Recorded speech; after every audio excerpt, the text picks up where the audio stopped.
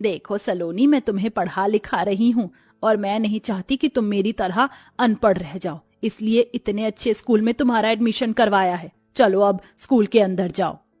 नहीं माँ, मुझे स्कूल के अंदर नहीं जाना। स्कूल के बच्चे मुझे काली काली कहकर बहुत चिढ़ाते हैं और मुझे अच्छा नहीं लगता कि कोई मेरे रंग की बेइज्जती करे। जिसे जो कहना है कहने दो, तुम्हें इस स्कूल में सिर्फ और सिर्फ पढ़ाई करने के लिए ही जाना है। सविता एक बहुत गरीब औरत थी और वह लोगों के घर में बर्तन मांजकर अपनी बेटी को पढ़ा लिखा रही थी। वहीं सलोनी का रंग सांवला था, जिसके चलते उसे स्कूल के सभी अमीर और गोरे बच्चे बहुत चिढ़ाया करते थे। अरे वाह, काली लड़की आ रही है। तैयारी पूरी है ना? हाँ बिल्कुल पूरी है। आज तो इसकी सफेद शर्ट खराब होने ही वाली है। चलो हम सब चुप जाते हैं। क्लासरूम के सारे बच्चे क्लास में ही आराम से बैठ जाते हैं। इधर विपुल हाथ में इंक लिए सलोनी के आने का इंतजार करता है। चलो मेरी क्लास तो आ गई, काश कि मेरा आज का दिन अच्छा जाए।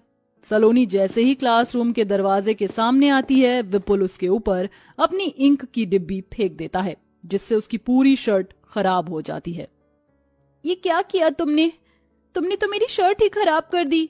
माफ करना, गलती से हो गई। सलोनी की शर्ट देखकर क्लासरूम के सारे बच्चे जोर जोर से हंसने लगते हैं। इसकी काली शक्ल की तरह इसकी शर्ट भी काली हो गई है। निखिल की बात सुनकर सब लोग बहुत जोर से हंसते हैं। उसी समय क्लास में टीचर आ जाती हैं।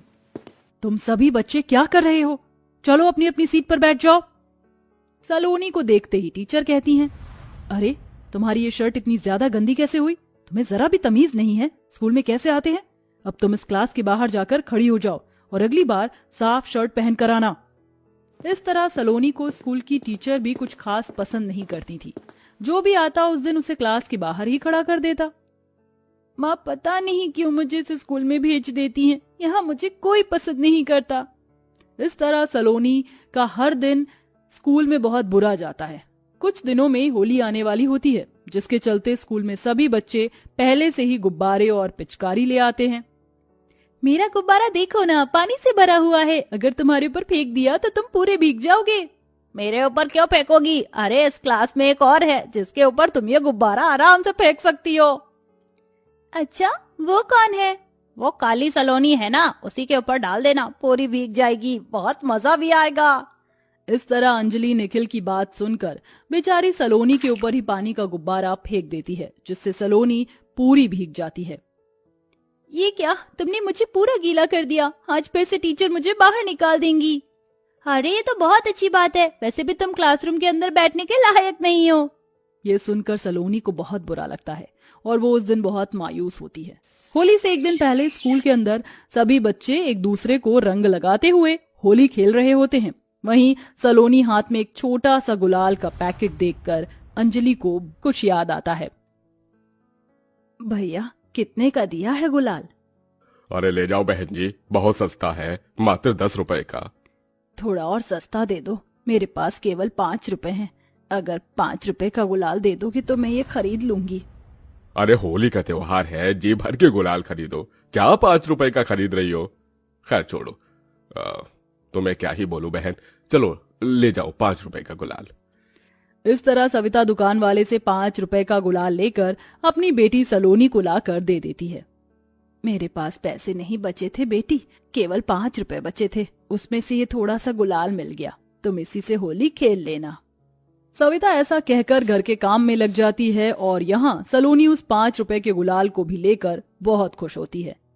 मेरे पास गुलाल तो है ही, आज मैं सबके साथ होली खेलूंगी। सलोनी अपना गुलाल लेकर अपनी क्लास के सभी बच्चों के पास जाती है। मुझे भी आज तुम सभी के साथ होली खेलने का बहुत मन है, इसलिए मैं घर से गुलाल लेकर आई हूँ। क्या मैं भी तुम सभी के साथ होली खेल सकती हूँ?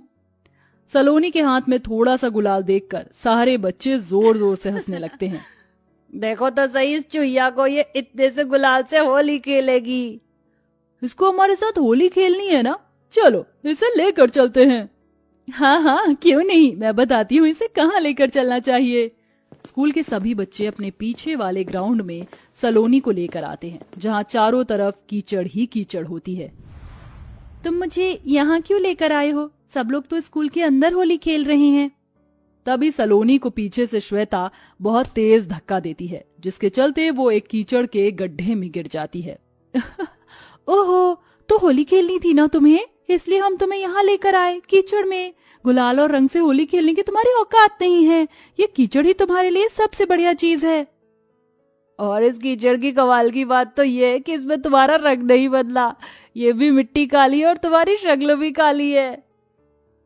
अरे अब ऐसे खड़े रहोगे या फिर इसके साथ होली भी खेलोगे? शुरुआत मैं करती हूँ। ऐसा कहकर अंजलि पानी के गुब्बारे लेकर सलोनी के ऊपर मारने लगती है, तो वहीं निखिल वहां पड़ी कीचड़ उठाकर सलोनी के मुंह पर फेंकता है। ये ले काली लड़की, कीचड़ के साथ होली खेल। बेचारी सलोनी की इतनी बुरी हालत देखकर सारे बच्चे सलोनी के ऊपर हंसते हैं। बेचारी सलोनी कीचड़ में गिरने के बाद बहुत रोती है और अब वह बहुत ज्यादा परेशान हो चुकी थी। विपुल, श्वेता और निखिल उस जगह से वापस क्लासरूम में आ जाते हैं। जब बेचारी सलोनी कीचड़ में लथपथ क्लास में आने लगती है तो टीचर भी उसे स्कूल से जाने के लिए कह देते हैं। हे भगवान, इस लड़की का कुछ नहीं हो सकता। अरे ये क्या हालत बना रखी है तुमने, पूरी कीचड़ में लिपटी हुई हो। चलो अपने घर चली जाओ, तुम्हारी छुट्टी अभी होती है। लेकिन मैडम मेरी बात तो सुनिए, ये मैंने नहीं, इन बच्चों ने किया है। इन्होंने मुझे कीचड़ के गड्ढे में धक्का दे दिया था और फिर मेरे ऊपर कीचड़ भी फेंकी। तुम जैसी गंवार लड़की ही ऐसा कर सकती है। ये सब बच्चे अच्छे घर से हैं, पढ़े लिखे समझदार हैं। अब अपनी ज्यादा सफाई पेश मत करो और चली जाओ यहाँ से। टीचर ऐसा कहकर सलोनी को घर जाने के लिए कह देती है। वहीं सलोनी की हालत देखकर स्कूल के सारे बच्चे और बाकी के टीचर भी बहुत हंसते हैं, जिसके चलते सलोनी को बहुत बुरा लगता है। वो घर जाने से पहले नदी पर खुद को साफ करती है और भीगी हुई घर जाती है। ये क्या हाल बना रखा है? क्या हुआ मेरी लाडो रानी को? आज फिर से तुम्हारा मुंह उतरा हुआ है। कुछ नहीं माँ, बस ऐसे ही। चलिए मैं अपने स्कूल का काम कर लेती हूँ। सलोनी ऐसा कहकर अपनी माँ के सामने से चली जाती है। फिर अगला दिन होली का आता है, जहाँ वो अपने आंगन में ही सभी बच्चों को रंग बिरंगे गुलाल से होली खेलते हुए देखती है। लेकिन वह देखती है कि उसी की क्लास के बच्चों को कुछ बड़े लड़के मार रहे होते हैं। अरे ये तो विपुल, निखिल और श्वेता हैं, लेकिन वो लोग इन्हें क्यों मार रहे हैं? मुझे इनकी मदद करनी चाहिए। सलोनी भागते हुए उनके पास जाती है और एक लाठी से वह उन बड़े लड़कों को मारना शुरू कर देती है, जिसकी वजह से वो बड़े लड़के उन तीनों को परेशान करना बंद कर देते हैं। सलोनी, तुमने हमें उन लड़कों से बचा लिया, तुम्हारा बहुत शुक्रिया। तुम इतनी अच्छी हो फिर भी हमने तुम्हारे साथ बुरा किया, हमें ऐसा नहीं करना चाहिए था। आज से हम तुम्हें कभी परेशान नहीं करेंगे। हमारे साथ होली खेलोगी हमारे रंग और पिचकारी से? ये सुनते ही सलोनी बहुत खुश होती है और वह उन सभी के साथ होली खेलने के लिए तैयार हो जाती है। वो सभी बच्चे सलोनी को अपने घर से बढ़िया बढ़िया पकवान लाकर खिलाते हैं।